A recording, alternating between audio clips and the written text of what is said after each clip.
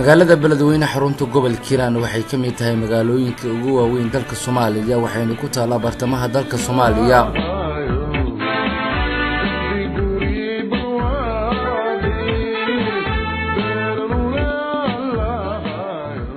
waxa dhaxmaro webiga Shabeelle oo ka yimaada dhanka dawladda Itoobiya waxayna xuduud la leedahay dalka Itoobiya waxay caasimadda magaalada Muqdisho u jirtaa 206 meel oo dhigata 335 kiiloomitir waxay u qaybsantaa 4 xaafadood oo kala ah Oktoobar, Buundweyn, Holwadaag iyo Kuushin Xawataako waxa lagu qiyaasaa dadka degan inay yihiin 1 milyan iyo bar ruux waa magaalada labaad ugu dadka badan marka laga soo tago caasimadda dalka Soomaaliya webigu wuxuu ku yahay اسنا وكياي او حرفك استانا وكياي هو مرا دمان هل يريد ayaa laga soo galaa dhanka oo ku laabtaa sida loo soo baxaa waxa la yiraahdaa Kuushin ana waxa la yiraahdaa Buundweyn Oktoobar oo la jiray taasna Holwadaag la yiraahdaa takalana Xawataako la yiraahdaa magaalada beledweyne waa magaalo taariikh fog leh waxayna caan ku tahay inay ka soo baxaan siyaasiyiin iyo saraakiil ciidan la u naxariistay madaxweynihii ugu horeeyay dalka Soomaaliya Aadan Cabdulle Cismaan Aadan Cad iyo sidoo kale Cabdullaahi Cusuble Siyaad Sareeye Gaas Faarax Goobe magaalada beledweyne waxay caan ku tahay laba buundo oo lagu kala magacaabo Buundweyn iyo Buundaliqliqato dhulka ugu taariikhda dheer ay ka mid tahay buundadan oo kaliya ma waxa ka mid ah buundada Buulaburte waxa ka mid ah buundada Bataqaara Mustaxiil waxa ka mid ah Liqliqato waxa ka mid ah buundooyin badan oo ku yaala gobolka Hiiraan sidaas awoodeed waxaan rabaa inaan idin sheegno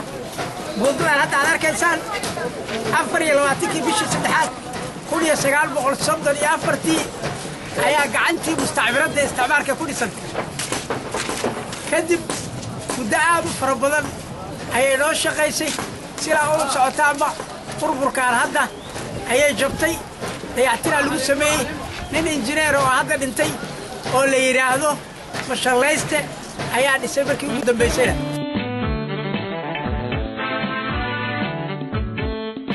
aniga magacayga waxa la yiraahdaa Nabdoon Maxamed Cabdi Maxamuud Lexle waxaan ahay odayaasha dhaqanka gobolka Hiiraan oday kamid ah magaalada beledweyne waa magaalada asal ahaan aan ku dhashay aniga dhagaxaan aan gacanta ku hayo hadda oo aragtaan dhagaxaan aan gacanta ku hayo ee hadda aad aragtaan 1936 ayaa ku qoran bishii shanaad in la furay dugsigii ugu horeeyay ilmo agoon ah ama orfana ah halkan ay ahayd meeshii laga furay ilaa iyo haddana way tahay haddana magacii ayaa loo bedelay kuleejada ilmaha agoonta ugaas Khaliif waxaan lagu sheegi jiray anagoo yaryar inaan nahay ubixii waddanku u soo barbaarayay iyo madaxdii biri waxaan maanta soo gaaray umrigayga soo gaarsiiyey anigoo tiro 60 ku dhow in aan joogo meeshii aan biri magalaas ku bilaabay ama fasalka koowaad anigoo maamul xarunta agoonta ugaas Khaliif